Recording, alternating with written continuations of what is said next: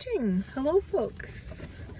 I'm in my car. It is Saturday evening and I am just about to go see. Now, the board's not working. Is it Watched or Watchers?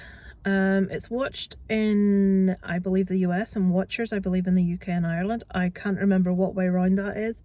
This is Shyamalan's daughter's directorial debut. I'm not hearing amazing reviews so far, but I'm in to check it out, see what it's like, and I shall let you know when I come out what I thought. Empty screen so far, folks.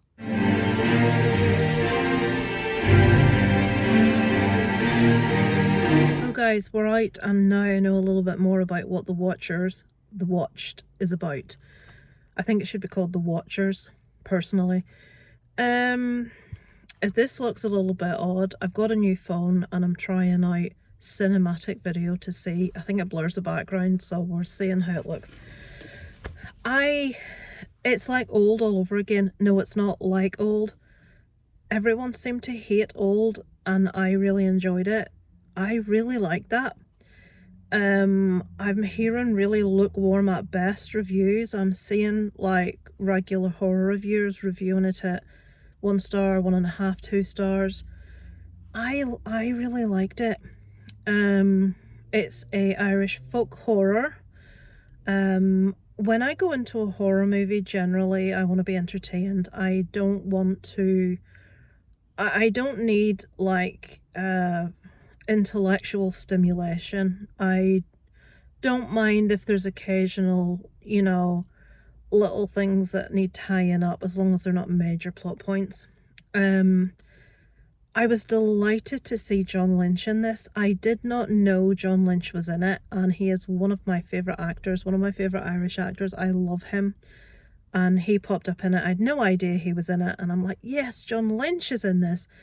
Dakota Fanning was really good. I'm not entirely sure why we couldn't have like an Irish actress, but what can you do? Like Saoirse Ronan, the young girl that's in Abigail, she's probably a bit young, right enough. But so our basic premise follows Dakota Fanning's character, who has a bit of a past that we get to know about as the movie progresses. She is tasked, she works in a pet shop, with bringing this like yellow parrot type thing from where she works up to Belfast Zoo. She's taking it in her car. She drives her car, ends up in the middle of this forest, car breaks down, loses all sort of electric signal to her phone. She gets out with her bird, wanders in search of some sort of help, and all of a sudden she looks behind her and her car is no longer there.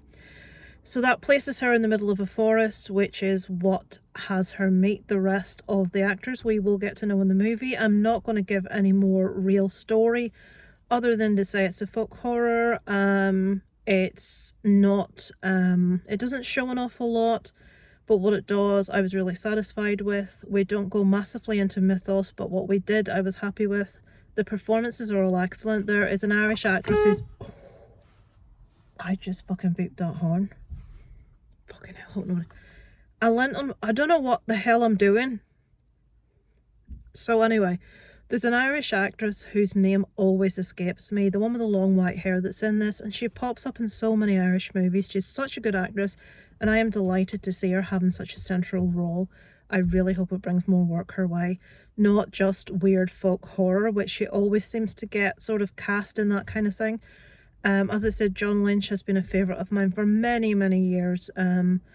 He was in The Name of the Father. He was in The Boys from the Vampire Irish one from a few years ago that was really good. He was in that. I love to see him. He delights me. I think he's a fabulous actor. He's got a real sort of depth and range of emotion about him. He's really believable.